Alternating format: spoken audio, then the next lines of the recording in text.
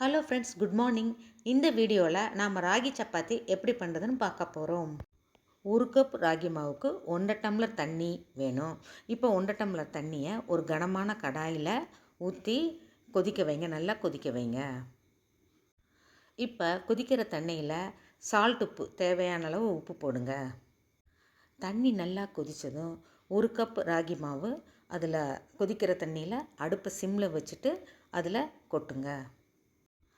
மாவை கொட்டிட்டு அதில் சென்டரில் ஒரு கரண்டியை தலைகீழாக வச்சு ஒரு தட்டு வச்சு மூடி வச்சுருங்க. இது 10 நிமிஷம் வேகணும். ஸ்டவ்வு மீடியம் ஃப்ளேம்லே அல்லது சிம்லேயே இருக்கட்டும், நடுவில் எடுத்து கிளற வேண்டாம். இப்போ அடுப்பை ஆஃப் பண்ணிவிட்டு மூடி எடுத்துட்டு நல்லா கிளறி விடுங்க. அந்த தண்ணியும் மாவும் நல்லா மிக்ஸ் ஆகிற மாதிரி நல்லா கிளறி விடுங்க.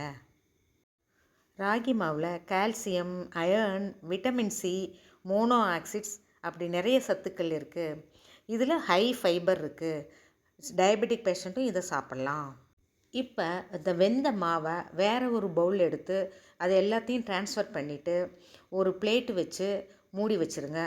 அந்த சூடு ஆறுற வரைக்கும் மூடி வச்சுருங்க. நம்ம கை பொறுக்கிற சூடு இருக்கும்போது எடுத்து நம்ம திரும்ப பிசைஞ்சிக்கலாம். சூடு ஆறுனதும் அதை நல்லா பிசைஞ்சு விட்டுக்கோங்க. அப்புறம் நம்ம கொஞ்சம் தண்ணி தெளிச்சுட்டு அதை நல்லா பிசைங்க. எந்த அளவுக்கு நம்ம பிசைகிறோமோ அந்த அளவுக்கு சப்பாத்தி நல்லா சாஃப்டாக வரும். இப்போ பிசைய நல்லா கைக்கு ஒட்டாமல் பால் மாதிரி வருது பாருங்களேன். இது கோதுமை மாவு சப்பாத்தி பண்ணுறோம் இல்லைங்களா, அதை விட கொஞ்சம் தளர்வாக இருக்கணும். இப்போ ட்ரை ராகி ஃப்ளார் இருக்குது இல்லைங்களா, அது ஒரு பிளேட்டில் எடுத்துக்கிட்டு நம்ம கோதுமை மாவு சப்பாத்தி எப்படி செய்கிறோமோ அதே மாதிரி இதை ராகி மாவில் சின்ன சின்ன உருண்டையாக செஞ்சு அதை ராகி மாவில் பிரட்டி எடுத்துகிட்டு சப்பாத்தி மாதிரி தேய்க்கணும்.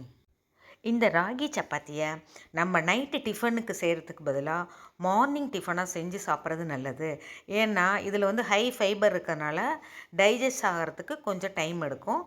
அதனால் நீங்கள் மார்னிங் டிஃபனுக்கு பண்ணுறது தான் கரெக்டாக இருக்கும்.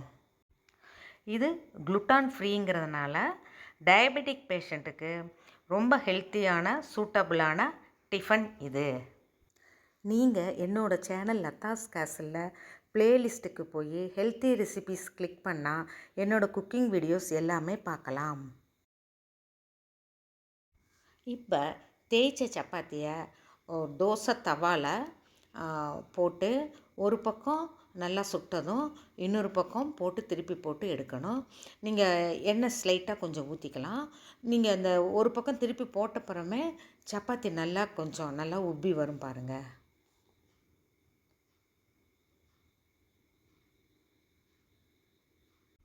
இப்போ டேஸ்டான ராகி சப்பாத்தி ரெடி. இதுக்கு நம்ம பன்னீர் பட்டர் மசாலா, பீஸ் மசாலா, சட்னி எது வேணுமா செஞ்சுக்கலாம். சைட் டிஷ்ஷாக எல்லாமே சூட்டபுளாக இருக்கும். நம்ம கோதுமை சப்பாத்திக்கு என்னென்ன சைட் டிஷ் பண்ணுறோமோ அது எல்லாமே செஞ்சுக்கலாம். ரொம்ப டேஸ்ட்டாக நல்லாயிருக்கும். நீங்களும் செஞ்சு பாருங்கள்.